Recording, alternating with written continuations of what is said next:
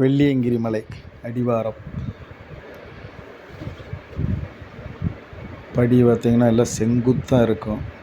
கிட்டத்தட்ட 6550 அடி. தடி இல்லாமல் மேலே நடந்து போக முடியாது, கீழே இறங்க முடியாது. அந்தளவுக்கு செங்குத்தாக இருக்கும். 7 மலைகளை தாண்டணும்.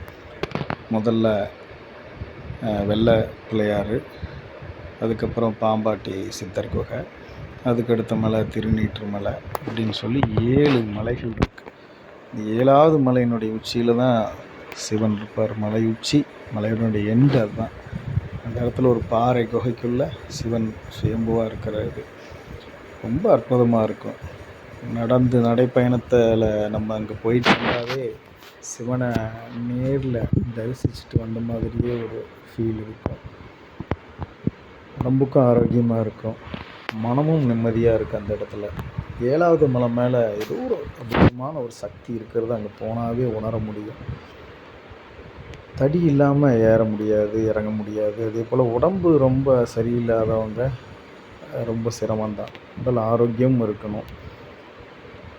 அதனால் செக் பண்ணி தான் அனுப்புகிறாங்க.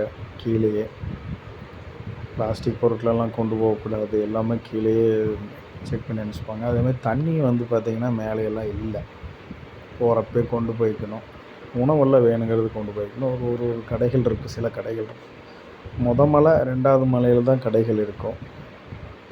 அதுக்கப்புறம் பார்த்திங்கன்னா இதுதான் பிள்ளையார் கோயில். இல்லை, அதுக்கு மேலே போகிற மலை இது வழுக்குப்பாறை.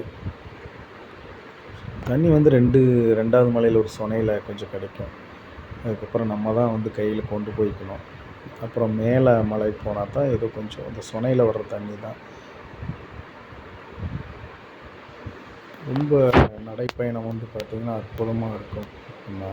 இந்த மலை மேலே ஏறி நடந்து வந்தாவே அந்த சிவனை தரிசித்த அந்த ஒரு நிம்மதி இந்த இடத்துல கிடைக்கும். இறைவனை தரிசித்த அந்த ஒரு நிம்மதி இந்த மலையில் கிடைக்கும்.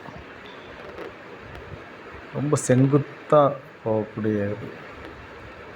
இது 3வது மலை மேலே. கீழே பார்த்தா ஈசா யோகா மையமே தெரியும் அங்கேருந்து பார்த்தா. இது 4வது மலை ஏற்றம்.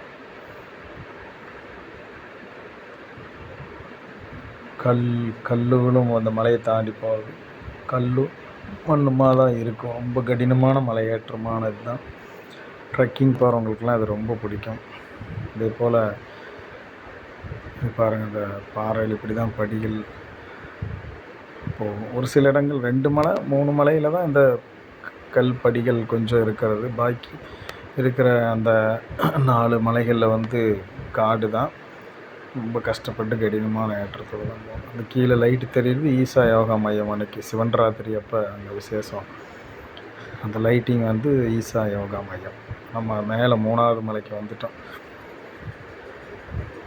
அது ஈவினிங் டைம், அதனால் அந்த லைட்டிங் அற்புதமாக தெரியுது. இதுதான் மலை மேலே சிவன் இருக்கிற இடம். மலை உச்சிக்கு வந்தாச்சு. நான் ஒரு 10:30 PM அங்கே போயிட்டேன். அதில் சிவனை தரிசிச்சுட்டு 1/2 மணி நேரம் தியானம் பண்ணிவிட்டு அங்கேருந்து உடனே கிளம்பியாச்சு. அந்த இடத்துல அவ்வளோ அற்புதமாக இருக்கும். ரொம்ப குளிரடிக்கும். ரொம்பவும் அற்புதமான இடம். சிவனுடைய அந்த தரிசனம் அந்த இடத்துல வெள்ளியங்கிரி மலையில் போய் கிடைக்கிறது ரொம்ப அற்புதமாக இருக்கும்.